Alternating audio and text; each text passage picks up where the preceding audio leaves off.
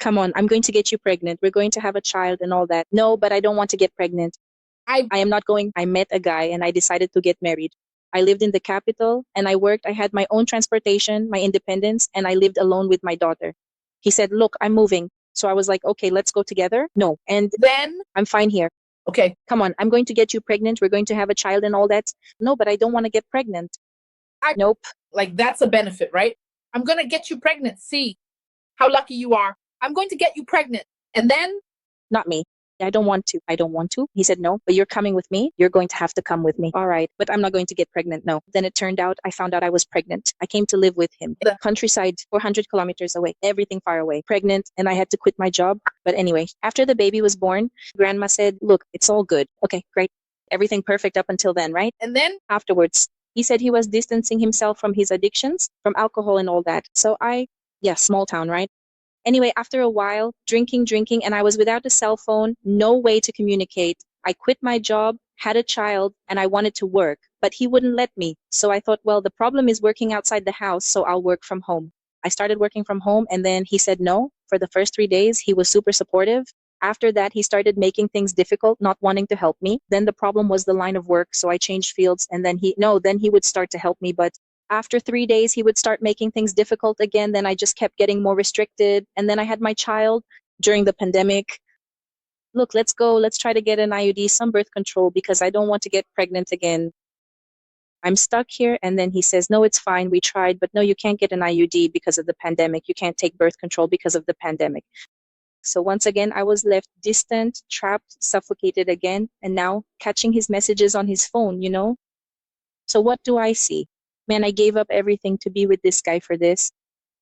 Then later I started following you again. And then he says, why are you following that woman? That woman is this, that woman is that. Is that the kind of woman you want to be? And I said, yes. When you went to Dubai and I was following you, man. Excuse me. Hold on, I'm tripping out in Cavaneza. I'm in Dubai and Cavaneza. And the whole time, but is that the kind of woman you want to be? No, it is. I said I couldn't cook beans. Then he turned to me and said, you can't be a housewife. You can't be a housewife. Thank God, thank God. And today, pregnant again and with the law breathing down my neck. Why?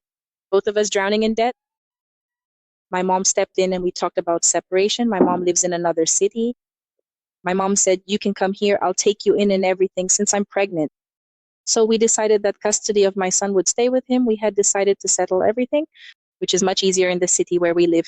My mom said, if you come here without your son, don't bother coming. If you show up here without your son, just turn right back around. But there's no way to bring him there because if I go to work, I'll have to give up my whole salary.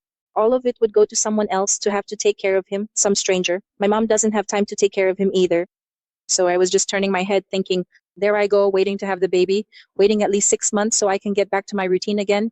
I'm going to tell you a few things, my friend, and I'm not just saying this for myself. I'm saying this because I've seen it happen in real life. The reason I am sharing this is because I've seen it happen to so many of my close friends and to all the women around me. And they, in fact, grew because they were the ones who tucked their child under their arm and took them everywhere, no matter how difficult the situation was. That was my case. It was Grace's case. It was Sinara's case. It was Vanessa's case. All those times when the mother left the child to be raised by the father because she thought she would have better working conditions, it turned into a huge mess. The guilt complex in the future, you would definitely have it. Not only that, but the child feels completely abandoned. And another thing, we develop an enormous internal rage, truly enormous, when we have our children under our wing, no matter what difficult situation we're in. So I know that if you go to your mother's house with your child, will it be hard? Yes, it will be incredibly challenging for you both. It will be. Many times you'll have to swallow a huge amount of crap, even from your own mother, because you're under her roof. Many times you'll have to work 2 or even 3 different jobs. But listen to me carefully. Don't you ever leave that innocent child alone with him. After all, that child will eventually look up to who he is as a person. This guy is a weak man, a heavy drunk, and someone who simply doesn't keep his word. At some point, he'll find a woman just to help raise the child. And then eventually your own child will be raised by a completely different woman whose specific way of raising kids you might not even agree with. Your children, they will be your absolute foundation, your powerful driving force to help get you out of this mess. because I can assure you that I'm here today because one day I got pregnant as a teenager. My father and mother didn't support my daughter or me, and I had to fend for myself. If I had never, not even once, gotten pregnant back in my teenage years, I would probably be a backpacker today. Nothing against backpackers, but I wouldn't have developed as much in life. I would be a very Zen person, one of those people who just stares at the sea. I wouldn't want to work for the Red Cross, help animals, and keep traveling. I wouldn't have built a damn thing. I wouldn't. So beautiful. What would I do if I were in your place? If I were you right now during this pregnancy period and while I'm at home with the kid, even totally screwed, I would look for a way to become more professional. He even watched it once because I went and said, thank you. Even though I'm at home not working, that doesn't mean I'm not studying. Look here. Then I showed him the PDFs of my certificate. He just stared like that. The time I'm here at home, I'm studying because my mind doesn't stop. And I'm used to working. That's right. And when we think about a separation, we need to have a plan. Your moment right now, gorgeous, is not for big decisions. Your moment right now is for preparation. It's about getting ready for what will happen afterwards. So this is the time for you to become more professional, to study, to think exactly about how you're going to do things. When we have a vast number of problems in life and they don't have an immediate solution, we tend to turn our focus and attention toward the pursuit of making money. That's what you have to do. Money doesn't abandon you. Right? We wish all the light in your heart. We sincerely hope that you bring forth the most beautiful child into the world.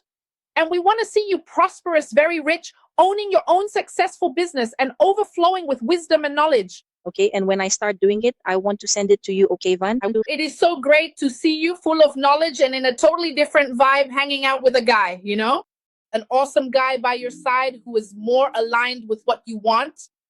Bye, Van. Thanks a lot.